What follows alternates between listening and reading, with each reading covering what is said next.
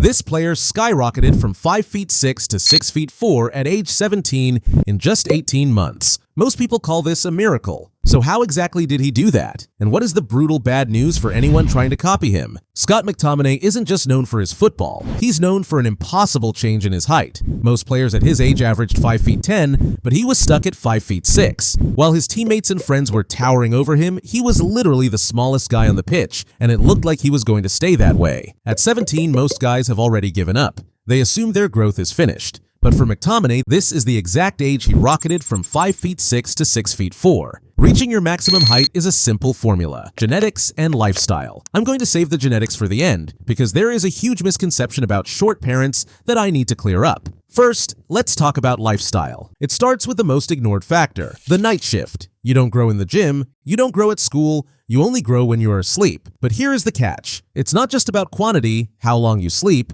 it's about quality. You can sleep 10 hours and still miss your growth window if your quality is trash. Here is why. Human growth hormone, HGH. Your body releases this hormone in pulses, but the biggest, most important pulse happens during deep sleep. And crucially, this usually happens in the first 90 minutes of falling asleep. If your sleep schedule is inconsistent, like sleeping at 11 p.m. tonight and 2 a.m. tomorrow, you confuse your circadian rhythm. Your body doesn't know when to release that pulse. You could sleep until noon, but if you miss that deep sleep window at the start, you miss the growth. But the biggest enemy of this deep sleep is insulin. If you eat a high-carb meal or a sugary snack right before bed, your insulin spikes. And biologically, high insulin blocks the release of somatotropin, growth hormone. So that late-night snack, it is literally shrinking your potential. You have to protect that first 90-minute window with your life. Even if drinking a glass of water makes you wake up to use the bathroom during deep sleep, don't drink it. Nothing is worth interrupting that hormone pulse. In short, sleep provides the time to grow. But you can't build a skyscraper without bricks. That brings us to nutrition. Nutrition isn't just eating food, it is gathering the raw materials to build a skyscraper. It starts with calcium. Your bones are literally made of this stuff. If you don't have a surplus of calcium, your body can't lengthen the bone. It's that simple. For sources, the heavy hitters are dairy, milk, yogurt, cheese. If you can't do dairy, go for sardines or dark leafy greens like spinach. But here is the fatal mistake most guys make.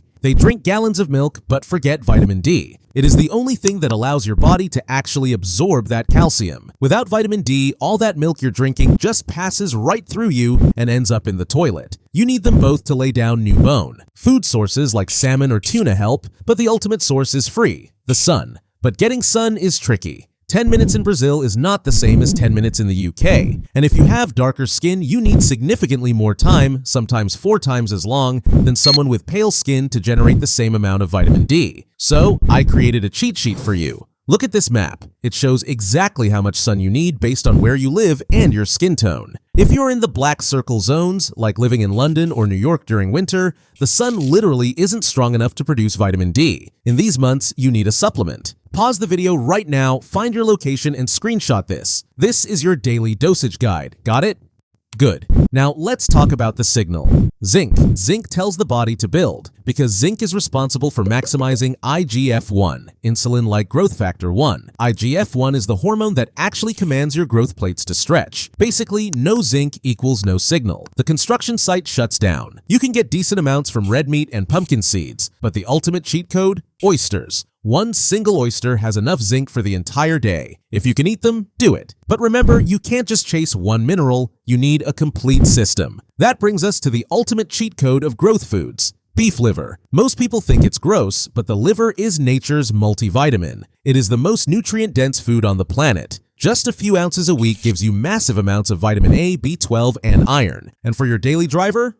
Eggs. If you aren't allergic, 4 to 5 eggs a day is the perfect protein fuel for your body. In short, fix your sleep, get your sun, and eat the cheat code foods. Now you have the hardware, sleep, and the fuel, nutrition. But McTominay wasn't just sleeping and eating, he was moving. We need to trigger the explosion. Now, let's talk about exercise. First, a warning. Stretching does not make your bones grow. Hanging from a bar or doing yoga decompresses your spine. It fixes your posture. This is great. It can instantly unlock an inch of height you were hiding by slouching, but it is temporary. It doesn't lengthen the bone itself. To actually trigger growth, you need explosion. You need HIIT, high-intensity interval training, and the king of HIIT is sprinting. When you sprint at 100% max effort, your body panics in a good way. It screams, "We need more power." This triggers a massive flood of HGH. Some studies say up to a 700% increase temporarily. But you can't just jog. To get the growth signal, you must go all out. Find a hill or a track. Sprint as fast as you humanly can for 30 seconds.